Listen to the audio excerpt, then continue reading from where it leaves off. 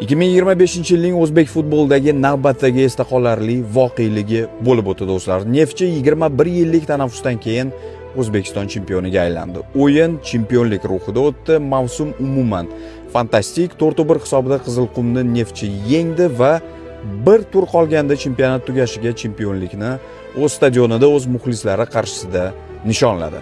Stadiondagi atmosferaga keladigan bo'lsak, umuman boshqacha bo'ldi. Salyutlar, butun o'sha oltin rangga burkangan stadion va muxlislar havo ancha sovuq bo'lganiga qaramasdan stadionni oxirigacha tark etishmadi. Albatta, bu chempionlik bilan butun vodiy ahlini, farg'onaliklarni, Neftchi futbol klubini va muxlislarini tabriklaymiz do'stlar. Bilasiz, Neftchi chempionlikdan keyingi mavsumda Osiyo Elit Chempionlar Ligasida ishtirok etadi. Menimcha, Osiyo Chempionlar Ligasigacha Neftchi yana kuchayadi va bu yurishda Neftchiga omad tilab qolamiz. Neftchi chempionlik muborak bo'lsin.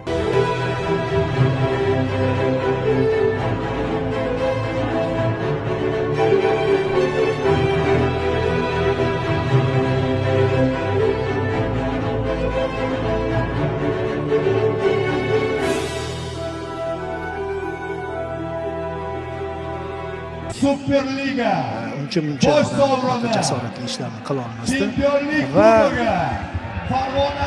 aynan mana shu shaxs kubokni Neftchi futbolchilariga olib borishyapti va Neftchi mamlakatida bayram nishonlamoqda. Salyutni katta buyog'i. Farg'ona o'yna, kuyla, bayram qil. Sening davring keldi.